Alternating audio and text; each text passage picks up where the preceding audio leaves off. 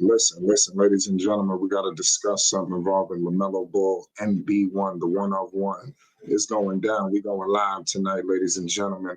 The Charlotte Hornets will be taking on the Brooklyn Nets. The season is tipped off. It's go time. You know, what are the Charlotte Hornets going to do this season? Only time will tell. But here at Flight Sports, we're going to break everything down. Listen, I got my man All Access in the building. You already know what it is, Dex. You know, it's a lot going on in the YouTube landscape. We got LaMelo Ball, MB1, the one of one live. What's your thoughts tonight? It's Flight Sports. Well, shout out to Flight Sports TV, the machine, the voice of the voiceless, the people's champ. Flight. This is a very intriguing opening game for the Charlotte Hornets in 2025-26 season.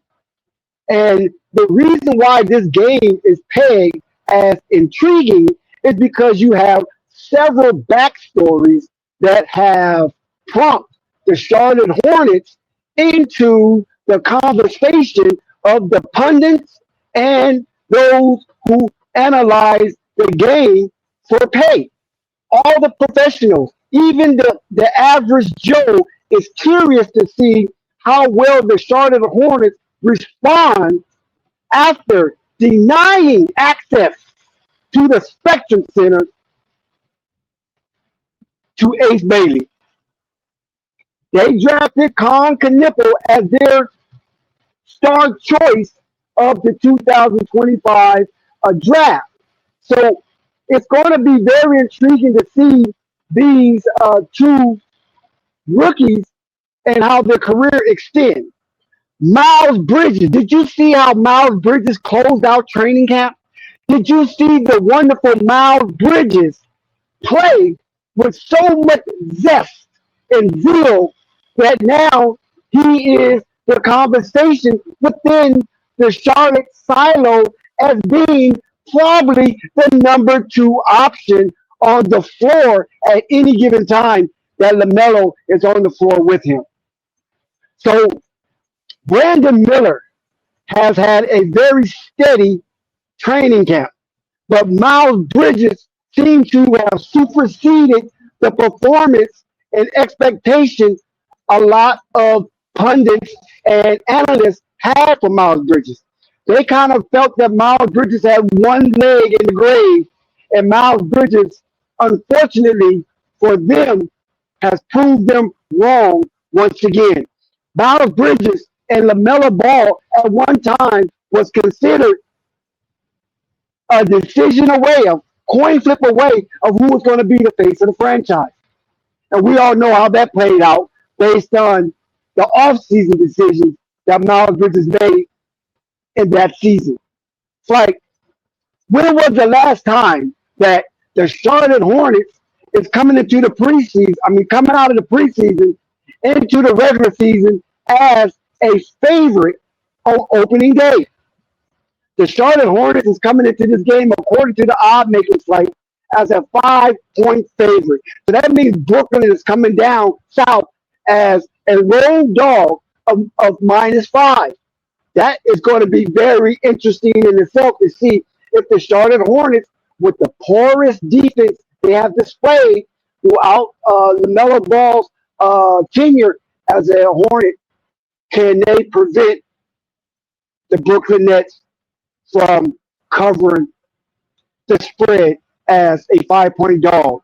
And then you have LaMelo Ball himself. Like LaMelo Ball, the last time the Charlotte Hornets was favored as a home opening season was in 2000, I believe 2021-22 season.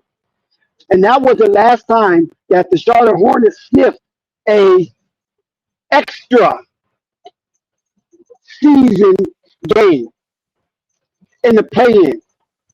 That was the last time the Charlotte Hornets was in the play-in fight and had a taste of the extended season. Unfortunately, it didn't go well for them, but the team that beat them the prior season to their second play-in season bid was the Indiana Pacers, and they whipped the Indiana Pacers in that opening season as they was favored, and most dollars went on the Indiana Pacers as Rick Carlisle was in his rookie tenure as the Indiana Pacers coach, and Melo put a doozy on them, and the Charlotte Hornets left out with a humdinger. So can this be repeated?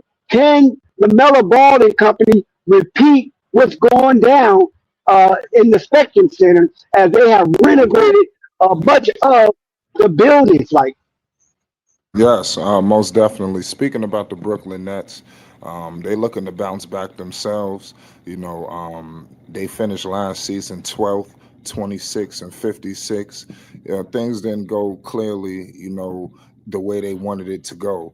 They did make some moves. They made a move. They acquired Michael Porter Jr. in the trade. We all know how that went down with Denver. They got Nick Claxton, Zaire Williams. They got Terrence Mann. So I mean, it's some pieces out here, So obviously, Cam Thomas. We the Hornets got to be on guard, but I do believe we're gonna answer the call. Opening night is always something, but that home court, the Charlotte Hornets, you know, Brooklyn. This is the type of game you have to win if you want to take it there. You spoke also about Miles Bridges. Miles Bridges has just been a complete man child. Let's just keep it 100. Let's see. I'm watching tonight to see if it transfers over. That's going to be key for me. I want to get some thoughts from you, Dex, on Brandon Miller. What should we expect from B. Millie this season? How pivotal is his play in this game in particular?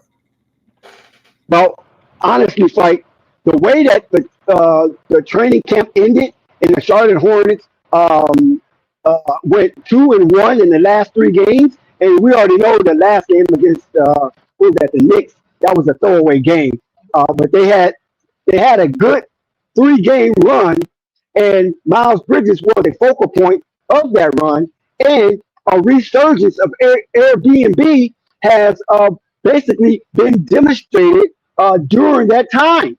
So if Brandon Miller going to fit in the offense, I think Brandon Miller have to carve his own path because it seemed like Miles Bridges and LaMelo Ball is reminiscent with the first two seasons that LaMelo Ball was in the Charlotte Hornets uniform as a freshman and as a sophomore. And those were his two best seasons as a Hornet. So if that continues, Brandon Miller will have to find his way. And I don't know if LaMelo Ball will hold his hand during that journey or during the path of Brandon Miller finding his way. Like he has to be his own gyroscope here. Right, most definitely. You already know what it This is is. Holly Heat of the Hot Seat with Holly Heat, and this is Flight Sports TV.